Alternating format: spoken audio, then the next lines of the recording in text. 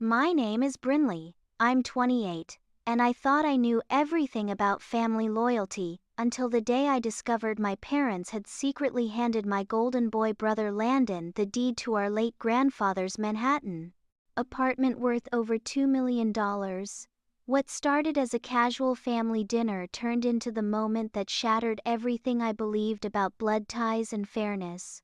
But what my family didn't know was that Grandpa had left me something far more valuable than real estate, and when the truth finally came to light, the entire family dynamic would never be the same again.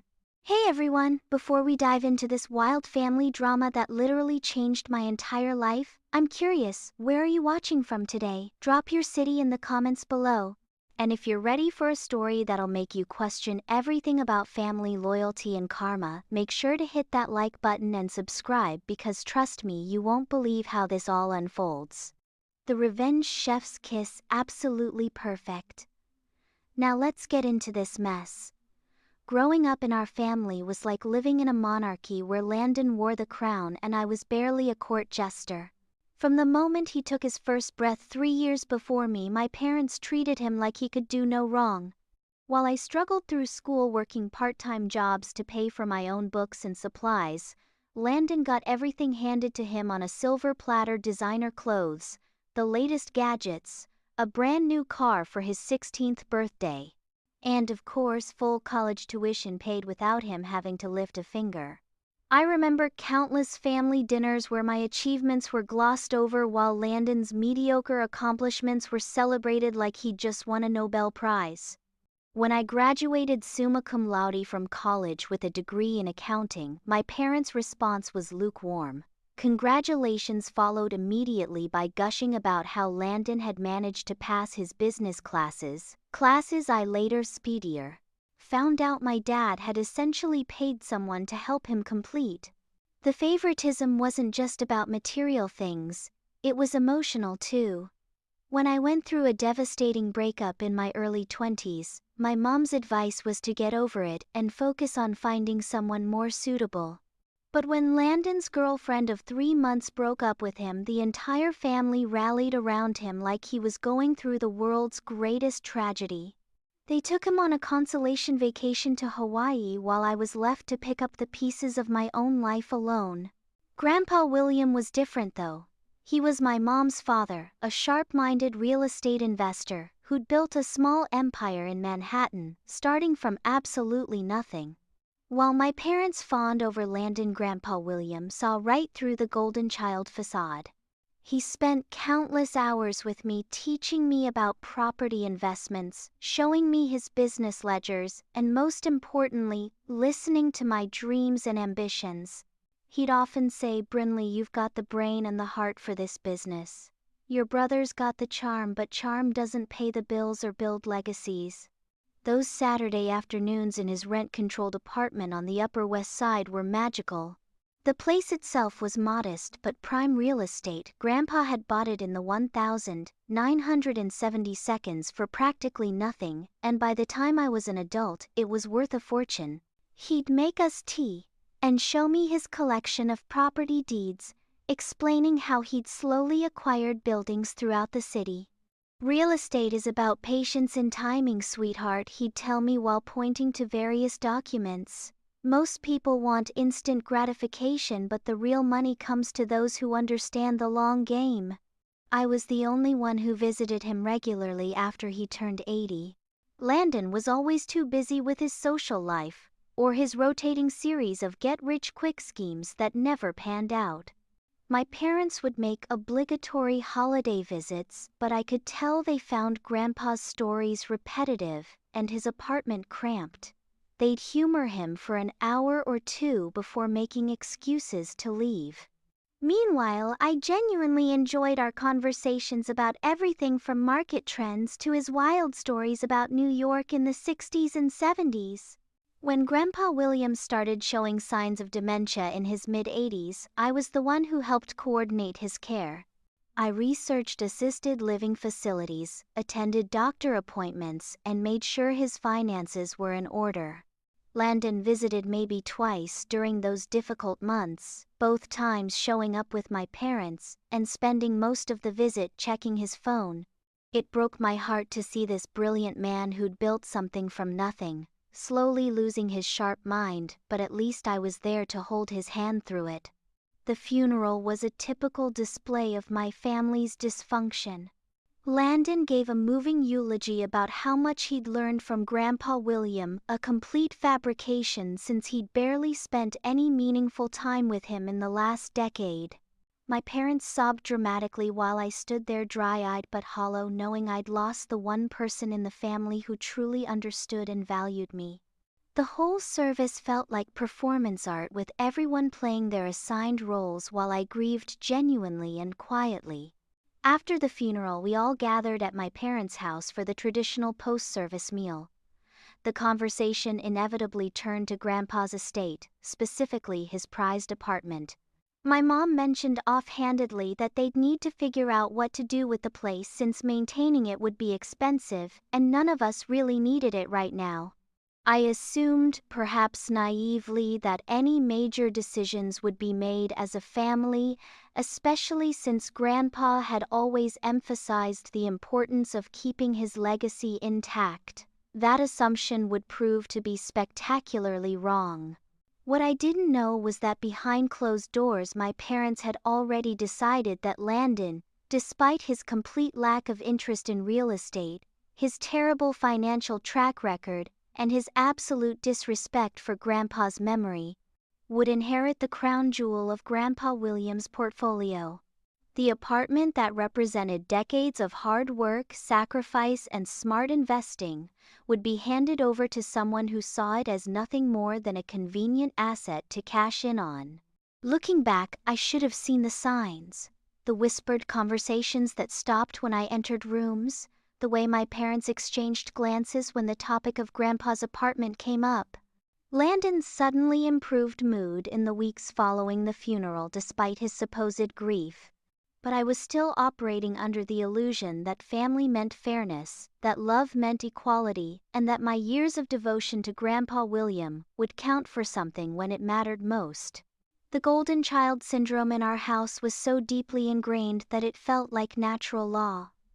Landon could do no wrong, while every mistake I made was magnified and remembered forever. When he crashed his first car at 17, drunk driving no less, my parents' response was to buy him a newer, safer vehicle and lecture him gently about making better choices. When I got a parking ticket at 19, I was grounded for a month and had to pay the fine myself, plus listen to endless lectures about responsibility and consequences. This pattern continued into our adult lives. Landon bounced from job to job, failed business venture to failed business venture, always landing softly because our parents were there to catch him. I worked steadily, built a solid career, managed my finances responsibly, and received nothing but criticism for not being ambitious enough or not taking enough risks like my brother. I was about to learn just how wrong I could be about everything. 3 weeks after Grandpa's funeral, I was invited to what I thought was a routine family dinner. My parents had called earlier that week, saying they wanted to discuss some estate matters, and that it would be nice for everyone to get together. I arrived at their house in suburban Westchester, expecting a normal conversation about dividing up Grandpa's belongings and maybe discussing the future of his various properties. The dining room table was set with my mom's good china, always a sign that something important was happening. Landon was already there, looking unusually relaxed and confident, almost smug. My parents seemed nervous, which I attributed to the difficulty of handling a deceased parent's affairs. Dad poured wine for everyone, while Mom fussed with the dinner arrangements, clearly stalling for time. So Dad finally began clearing his throat in that way he did when he was about to deliver news he knew would be controversial. "We've been working with the estate lawyer to get everything sorted out with Grandpa's properties and investments." I nodded, expecting to hear about the typical probate process and distribution of assets. Mom jumped in quickly as if she'd rehearsed this speech. "We know this is all very emotional for everyone, and we want to make sure we're doing what's best for the family as a whole." That phrase, "what's best for the family," should have been my first red flag. In my family, it usually meant what's best for Landon while everyone else deals with the consequences. Dad pulled out a manila folder and slid some documents across the table toward me. We've decided that Landon will be taking ownership of Grandpa's apartment. The deed transfer paperwork was finalized yesterday. The words hit me like a physical blow. I stared at the documents, seeing Landon's name typed neatly where I'd somehow expected. I don't know what I'd expected. Maybe a family discussion. Maybe consideration of who had actually cared for Grandpa in his final years. Maybe some acknowledgement of the countless hours I'd spent learning about his business and helping manage his affairs. I don't understand, I managed to say, my voice sounding strange and distant to my own ears. Shouldn't we have discussed this as a family first? Landon leaned back in his chair, finally speaking up. Come on, Brinley, be realistic. I'm the one with business experience. I can handle the responsibilities of property ownership better than you can. Business experience. This from the man who'd failed at 3 different startups, defaulted on 2 car loans, and had to move back in with our parents twice in his 20s because he couldn't manage his finances. I looked at my parents, waiting for them to correct this obvious lie, but they just sat there looking uncomfortable. Besides, Landon continued, the apartment needs significant renovations and I have connections in construction. It makes sense for me to oversee everything. More lies. Landon's connections were drinking buddies who occasionally did handyman work when they weren't too hungover to show up. Meanwhile, through my job at an accounting firm, I actually did have legitimate contacts in construction, property management, and real estate investment, but apparently none of that mattered. What about what Grandpa would have wanted? I asked, my voice starting to shake with anger and hurt. He spent years teaching me about his business. He trusted me with his financial information. Don't you think he might have had opinions about who should inherit his most valuable property? The silence that followed was deafening. My parents exchanged one of their loaded glances while Landon examined his fingernails with exaggerated disinterest. Finally, Mom spoke up with the kind of false brightness she used when she was trying to smooth over uncomfortable situations. Sweetheart, we know you loved Grandpa very much, and he loved you too. But Landon is the oldest, and traditionally, I interrupted, feeling my careful composure starting to crack. Since when does this family care about tradition? You've never cared about birth order when it came to anything else. This is about favoritism, plain and simple. Dad's face flushed red the way it always did when anyone dared to challenge the family's unspoken rules about Landon's special status. That's enough, Brinley. This decision has been made and it's final. Landon will do right by the property and the family. Do right by the family. I stood up, my chair scraping loudly against the hardwood floor. Like he did right by Grandpa when he visited him twice in his last year. Like he did right when he missed half of Grandpa's doctor appointments. Like he's done right with every other responsibility you've handed him on a silver platter. Landon finally looked up, his expression shifting from bored to annoyed. You're being dramatic, Brinley. It's just an apartment. It's not like you need it anyway, you have your own place. Just an apartment. $2 million worth of Manhattan real estate that represented everything Grandpa William had worked for, reduced to just an apartment by someone who couldn't be bothered to spend meaningful time with the man while he was alive. You don't get it, I said, my voice now shaking with pure rage. This isn't about the money or even the apartment itself. This is about respect. Respect for Grandpa's memory. Respect for the years I spent caring about his life and his legacy, and respect for me as a member of this family. We do respect you, Mom said weakly, but her words rang hollow even to her own ears. No, you don't. You've never respected me. I'm the spare child, the backup plan, the one who gets the leftovers after Landon takes whatever he wants. The room filled with uncomfortable tension as I continued. Every single time there's been a choice between fairness and giving Landon what he wants, you've chosen Landon. Every time there's been a chance to recognize my efforts or my capabilities, you found a way to redirect attention back to your precious golden boy. I grabbed my purse and headed for the door, turning back one last time to look at my family. Landon was already reaching for the deed documents with a satisfied expression. My parents looked relieved that the confrontation was almost over. None of them tried to stop me or offered any words of comfort or explanation. "You'll regret this," I said quietly. "Maybe not today, maybe not tomorrow, but someday, you're going to realize what you've done, and it'll be too late to fix it." As I drove home that night, tears streaming down my face, I had no idea how prophetic those words would turn out to be. For 2 months after that devastating dinner, I threw myself into work and tried to move on with my life.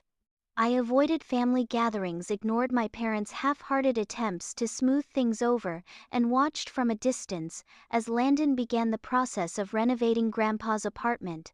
Through mutual friends, I heard he was planning to flip it for a quick profit, exactly what I'd predicted he'd do, and exactly the opposite of what Grandpa William would have wanted.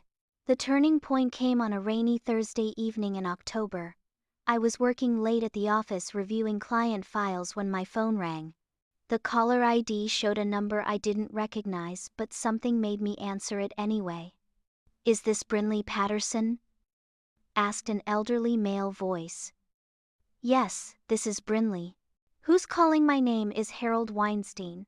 I was your grandfather's attorney for the past 30 years. I apologize for calling so late, but I've been trying to reach you for weeks. I think we need to talk." My heart immediately started racing. Is this about the estate? Because my family already handled everything with their lawyer? "That's exactly what I need to discuss with you," Mr. Weinstein interrupted. "Could you come to my office tomorrow? There are some documents I think you need to see." I barely slept that night, my mind spinning with possibilities. What could Grandpa's longtime attorney want with me that he couldn't discuss over the phone? Why had it taken him months to contact me? And most importantly, what documents was he referring to? Mr. Weinstein's office was in an old building near Central Park, the kind of place that screamed established law firm with its dark wood paneling and leather-bound books. Harold Weinstein himself was probably in his 70s with kind eyes behind wire-rimmed glasses and the slightly rumpled appearance of someone who cared more about substance than style. "Thank you for coming," he said, gesturing for me to sit in one of the chairs across from his massive desk. "I have to tell you I've been very troubled by some recent developments regarding your grandfather's estate." He opened a thick file folder and pulled out several documents. "Your grandfather was a very methodical man, as I'm sure you know. He updated his will regularly and was always very specific about his intentions for his various properties and investments." I nodded, remembering how Grandpa William had always emphasized the importance of proper documentation and clear instructions. "What troubles me, Mr. Weinstein continued, is that the will that was probated by your family's attorney is not the most recent version I have on file." My blood ran cold. "What do you mean?" He slid a document across the desk to me. "This is your grandfather's final will, executed just 8 months before his death. In it, he leaves his apartment, along with several other significant assets, to you, not to your brother." I stared at the document, seeing my name clearly typed in multiple places. The apartment, Grandpa's stock portfolio, even his collection of rare books were all designated for me.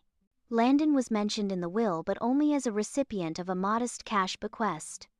"I don't understand," I whispered, my hands shaking as I held the papers. "How is this possible? My parents said they worked with an estate attorney. They had documents." Mr. Weinstein's expression grew grim. "I believe your family used an older version of your grandfather's will, one from about 5 years ago, when he had indeed planned to leave everything to your brother as the eldest grandchild. But after your grandfather's health began declining and he saw how you stepped up to care for him while the rest of the family remained distant, he made the decision to change his bequest." The room felt like it was spinning. Everything I'd been told, everything I'd accepted about my place in the family hierarchy was based on a lie. Either my parents had deliberately chosen to use an outdated will, or they'd never bothered to check if there was a more recent version. Either way, the result was the same: I'd been cheated out of my rightful inheritance. Your grandfather specifically mentioned his reasoning for the change. Mr. Weinstein continued, pulling out another document. He left a letter explaining his decision. Would you like me to read it? I could only nod, too overwhelmed to speak. Mr. Weinstein cleared his throat and began reading in his measured professional voice. To my beloved granddaughter Brinley. If you're hearing this letter, it means I'm no longer around to tell you these things myself. I want you to know that in my final years you were the only member of my family who truly saw me as a person rather than just an obligation. While others visited out of duty, you visited out of love. While others saw my properties as potential inheritances, you saw them as the legacy of a lifetime of hard work and smart decisions. Tears started streaming down my face as Mr. Weinstein continued. You understand the value of what I've built, not just in dollars but in the principles behind it: patience, integrity, and care for the communities where we invest. I know you'll honor that legacy in ways that others in our family simply cannot or will not. The apartment, the stocks, the business contacts I'm leaving. You use them wisely and always remember that true wealth comes from building something meaningful, not just accumulating assets. When Mr. Weinstein finished reading, he set the letter down gently and looked at me with compassion. Your grandfather was very concerned that his family might not honor his final wishes. That's why he specifically instructed me to make sure you received copies of all relevant documents, regardless of what other attorneys might be involved in the probate process. He knew, I whispered, finally understanding the full scope of what had happened. He knew they might try to cut me out. He was a very perceptive man, Mr. Weinstein agreed. He understood the family dynamics better than anyone gave him credit for. This updated will wasn't a spur-of-the-moment decision. He thought about it carefully for months before making the changes. I sat there in stunned silence, holding the proof that everything I'd been told was a lie. My family hadn't just made a mistake or acted on incomplete information. They'd either been criminally negligent or deliberately fraudulent in handling Grandpa's estate. This is the moment where everything becomes crystal clear. And I need to know, are you feeling that same anger and shock that I felt? Because what happened next is going to blow your mind. The evidence was right there in black and white, and suddenly I had a choice to make. I could let my family get away with this betrayal, or I could fight for what was rightfully mine. Hit that like button if you think you know what I decided to do, because trust me, you have no idea how deep this rabbit hole goes. The question now wasn't whether I'd been wronged, it was what I was going to do about it.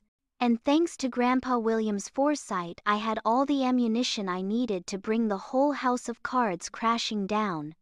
Armed with the real will and Grandpa's heartbreaking letter, I walked out of Mr. Weinstein's office feeling like I was living in a completely different reality.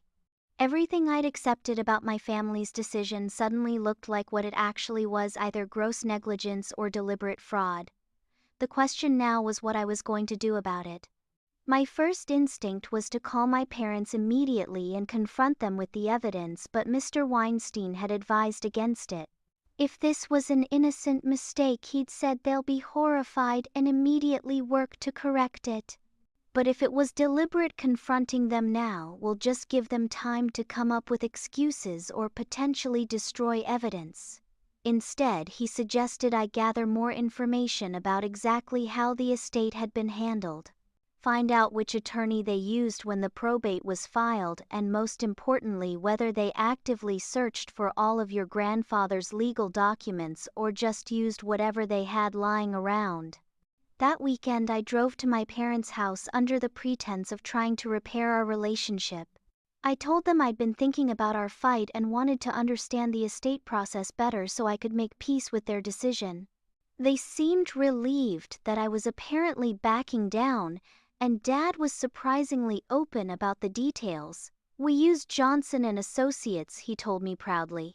Tom Johnson handled everything.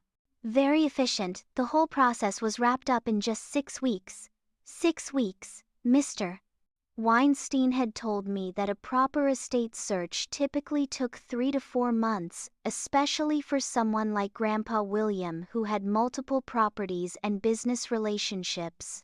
The speed of my family's probate was actually evidence that corners had been cut. Did Mr. Johnson search for all of Grandpa's legal documents? I asked casually. Oh, we gave him everything we found in the apartment, Mom chimed in. Your grandfather kept a file cabinet in his bedroom with all his important papers. Tom said the will we found there was perfectly valid and legally binding. The file cabinet. I remembered that piece of furniture, a small 2-drawer metal cabinet where Grandpa kept his everyday paperwork like utility bills and tax documents. But his truly important legal documents were kept in a safe deposit box at the bank, something I knew because I'd helped him organize his papers during his final years. Either my parents didn't know about the safe deposit box or they'd chosen not to mention it to their attorney. What about his safe deposit box? I asked, trying to keep my voice neutral.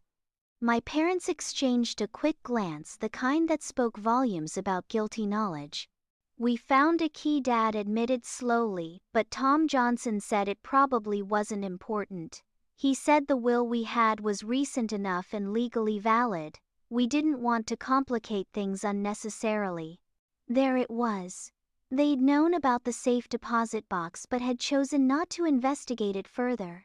Whether it was laziness, willful ignorance, or something more sinister, the result was the same: they'd failed to do their due diligence in handling Grandpa's estate. That evening, I called Mr. Weinstein to report what I'd learned. His response was immediate and decisive. We need to challenge the probate. What your family's attorney did, whether intentionally or through negligence, constitutes a failure to properly investigate the estate. The court will need to re-examine the entire proceeding. What does that mean for Landon and the apartment? I asked. It means he doesn't actually own it yet. The deed transfer is invalid if it was based on an outdated will. Once we file our challenge, all asset transfers will be frozen until the court can review the real will and determine the proper distribution. The legal process moved faster than I'd expected. Mr. Weinstein filed a formal challenge to the probate within a week, presenting the court with Grandpa's actual final will and documenting the existence of the safe deposit box that the previous attorney had never bothered to investigate. The court immediately issued a temporary restraining order freezing all of Grandpa's assets, including the apartment that Landon had been so eager to renovate. The call from my father came at 6 a.m. on the Tuesday morning after the court filing. I'd been expecting it, but I still let it go to voicemail first, wanting to hear his tone before deciding how to respond. His voice was a mixture of anger, confusion, and something that sounded almost like panic.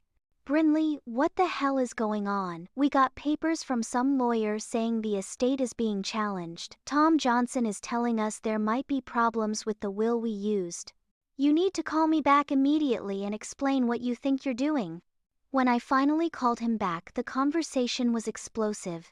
Dad demanded to know how I'd found out about some other will and accused me of hiring lawyers to tear the family apart over money. Mom cried in the background, wailing about how I was destroying our family over greed. But the most revealing moment came when I asked the question that had been burning in my mind since learning the truth. Did you know there might be more recent documents in that safe deposit box? The silence on the other end of the line lasted so long I thought the call had dropped. Dad, did you know we suspected there might be other papers, he finally admitted. But Tom Johnson said what we had was sufficient. He said digging deeper would just complicate things and delay the process.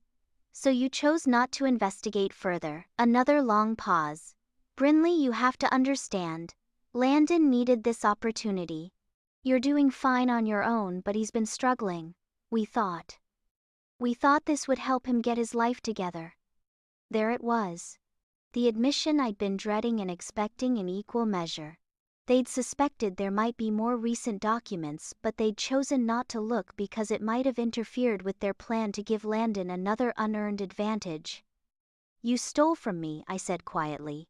You knew Grandpa might have left me something and you deliberately chose not to find out because it was more convenient to give everything to your golden child.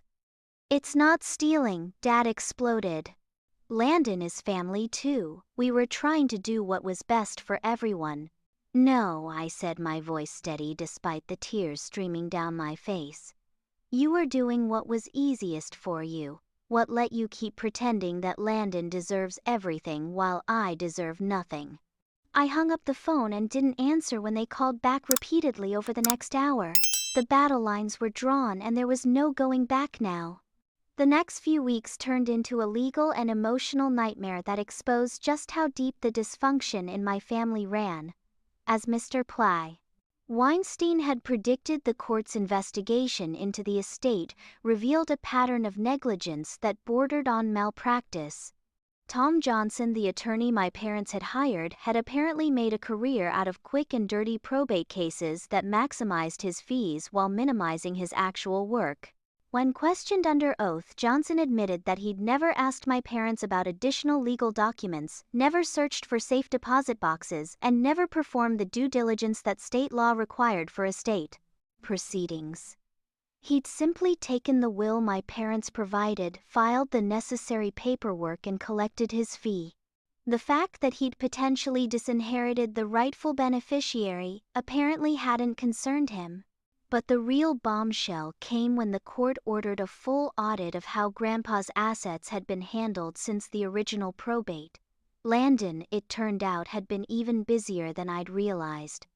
Not only had he begun renovating the apartment, but he'd also liquidated 2 of Grandpa's smaller investment properties and used the proceeds to pay off his personal debts, including a defaulted business loan and 3 maxed-out credit cards. When confronted with evidence of these transactions, Landon's response was characteristically entitled. I needed the money to properly manage the estate, he told the court-appointed auditor. Besides, it's not like the family was using those properties for anything. The auditor's report, when it was finally released, painted a devastating picture of financial irresponsibility and potential fraud. Landon had treated Grandpa's assets like his personal piggy bank, spending inheritance money on everything from a new car to a vacation in Cabo. Meanwhile, the apartment renovation he'd supposedly been overseeing was revealed to be grossly overpriced work done by unqualified contractors who were charging premium rates for substandard materials. My parents' reaction to these revelations was perhaps the most heartbreaking part of the entire ordeal.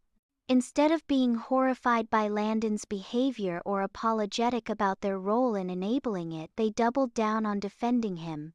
Mom called me sobbing one evening, begging me to drop this legal nonsense because it was tearing the family apart.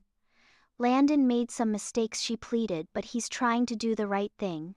He never meant for any of this to happen. He stole from Grandpa's estate, I replied coldly. He used money that wasn't his to pay off debts that he created through his own poor decisions. And instead of being held accountable, you want me to just pretend it never happened. He's your brother, she cried, as if genetic connections somehow excused theft and betrayal. That phone call crystallized something for me. My parents weren't just guilty of favoritism or poor judgment, they were actively complicit in Landon's misconduct. They'd created a family dynamic where he was never held accountable for his actions, and now they expected me to participate in that same toxic pattern by sacrificing my inheritance to cover for his crimes. The legal proceedings dragged on for months, but the outcome was never really in doubt once all the evidence was presented. The court invalidated the original probate, recognizing Grandpa's final will as the legitimate document governing his estate. Landon was ordered to return all assets he'd taken and to account for every penny he'd spent. The apartment renovations were halted, and a forensic accountant was brought in to calculate exactly how much money had been misappropriated. During one particularly tense court session, I watched Landon sitting at the defendant's table looking like a sulky teenager who'd been caught cheating on a test. His lawyer, a different attorney than the incompetent Johnson, tried to argue that his client had acted in good faith, believing he was the rightful heir. But when presented with evidence that Landon had known about the safe deposit box and had actively discouraged my parents from investigating it further, that defense crumbled quickly. The truth was even worse than I'd imagined. Not only had my family known there might be more recent legal documents, but Landon had specifically lobbied against looking for them. In a recorded phone conversation that the court obtained through discovery, Landon could be heard telling my father, "Look, Dad, we already have a will that gives me everything. Why go looking for trouble? Brinley doesn't need to know about any of this stuff." Hearing those words played in open court was like being stabbed in the heart all over again. My own brother hadn't just passively benefited from the family's favoritism, he'd actively conspired to cheat me out of my inheritance. And my parents had gone along with it because, as always, it was easier to give Landon what he wanted than to do what was right. The final court ruling was comprehensive and devastating for my family. Landon was ordered to return the apartment deed, repay all misappropriated funds with interest, and cover the legal costs for both sides of the dispute. The judge's written opinion specifically criticized the pattern of financial irresponsibility and potential fraud that had characterized Landon's handling of the estate. But the most satisfying moment came when the judge addressed the broader family dynamics that had enabled the fraud. This case represents a troubling example of how family favoritism can lead to serious legal and ethical violations, she wrote. The defendant's family's willingness to overlook obvious red flags and their failure to ensure proper legal procedures were followed contributed directly to the harm suffered by the rightful beneficiary. The judge also noted that Grandpa William's decision to change his will had been well-reasoned and properly executed, and that his concerns about family dynamics had proven to be prescient and justified. Reading those words felt like vindication, not just for me but for Grandpa's memory and his final wishes. As I walked out of the courthouse that day holding the legitimate deed to Grandpa's apartment, I felt a complex mixture of vindication and sadness. I'd won the legal battle, but I'd lost my family in the process.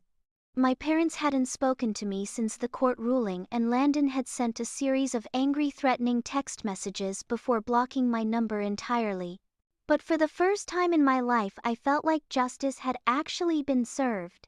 Grandpa William's real wishes had been honored, and the people who'd tried to steal from me had been held accountable for their actions.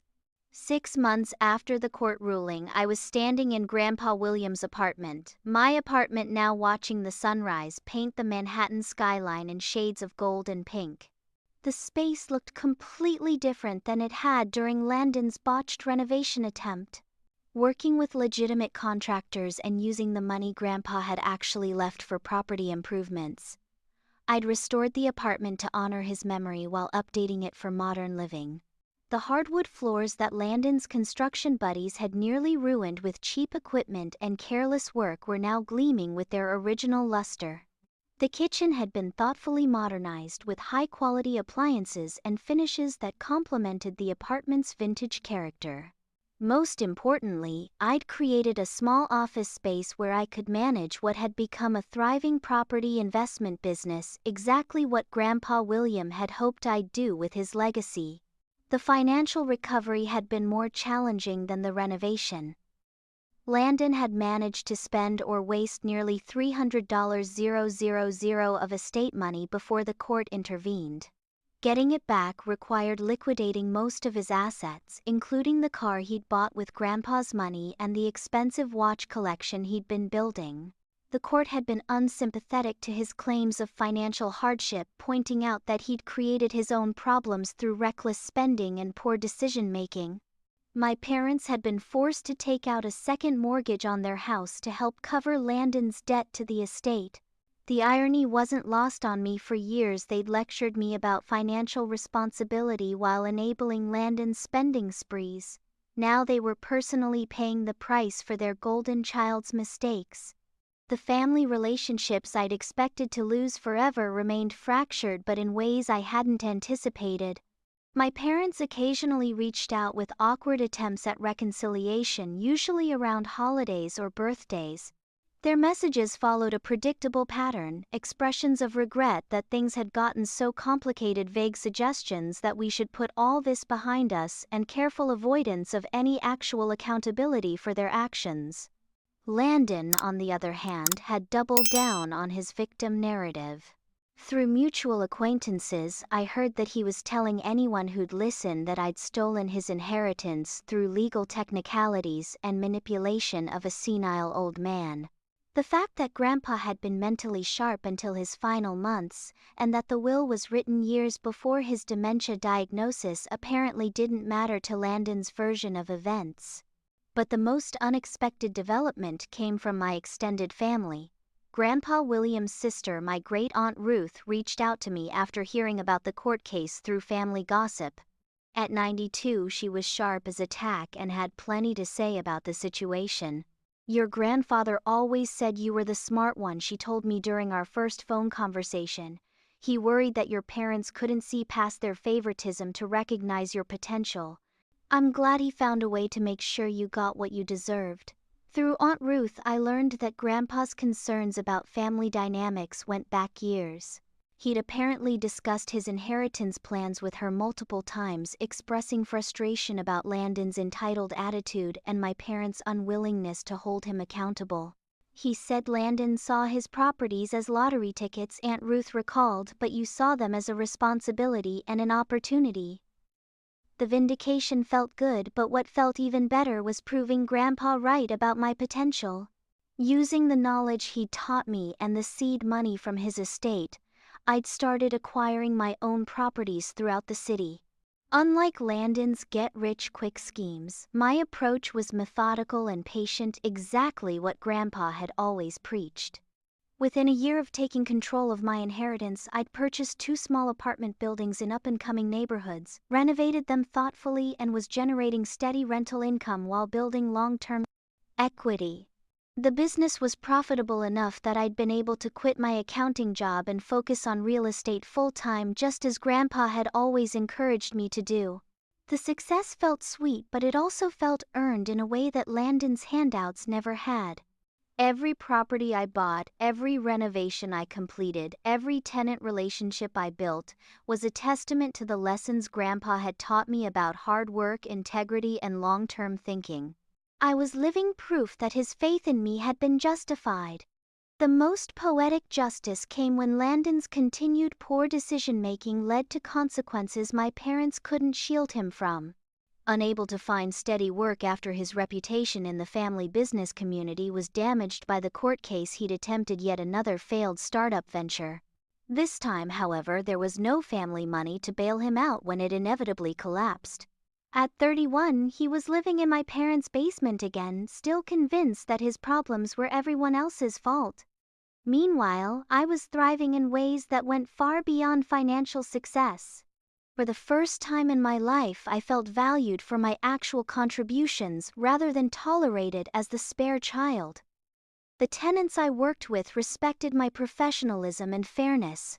The contractors and suppliers I'd built relationships with sought out my business because they knew I paid promptly and treated people with dignity. Even other investors in the area had begun approaching me for advice and potential partnerships. Most importantly, I'd created the kind of legacy that would have made Grandpa William proud. Instead of selling his apartment for quick cash like Landon had planned, I was using it as the headquarters for a growing business that honored his principles while building something meaningful for the future. The apartment had become more than just a home or an office, it was a symbol of everything I'd overcome and everything I'd achieved. When I sat in Grandpa's old chair each morning drinking coffee and reviewing my business plans, I could almost feel his presence encouraging me to keep building, keep growing, keep proving that his faith in me had been well placed. As I stood in that sun-drenched apartment surrounded by the evidence of what hard work and integrity could accomplish, I realized that Grandpa's final gift to me hadn't just been real estate and money. He'd given me the chance to prove to myself and to my family exactly who I was capable of becoming when I wasn't being held back by their limited expectations and toxic favoritism. The revenge was perfect, not because I'd hurt anyone but because I'd succeeded despite their attempts to hold me back. I'd built something beautiful from the ashes of their betrayal, and every day of my success was a reminder that their golden child could never have achieved what I had. So here's what I want to know from all of you watching this. Have you ever experienced family favoritism that made you question your own worth? Have you seen justice served in your own family drama? Or are you still waiting for karma to play? Catch up with the people who wronged you. Drop your stories in the comments below. I read every single one, and your experiences help me feel less alone in this crazy journey. If this story resonated with you, please hit that like button and subscribe for more real-life family drama with satisfying endings. Share this video with anyone who needs to hear that sometimes justice really does prevail even when it takes longer than we'd like. Thank you for listening to my story and for being part of a community where we can share these difficult experiences without judgment. Remember that your worth isn't determined by how your family treats you. It's determined by who you choose to become despite their limitations. Sometimes the greatest revenge is simply living well and building the life you deserve. Until next time, keep standing up for yourselves and never let anyone convince you to accept less than what you're worth. Family or not, you deserve respect, fairness, and love. And if they can't give you that, create a chosen family who will.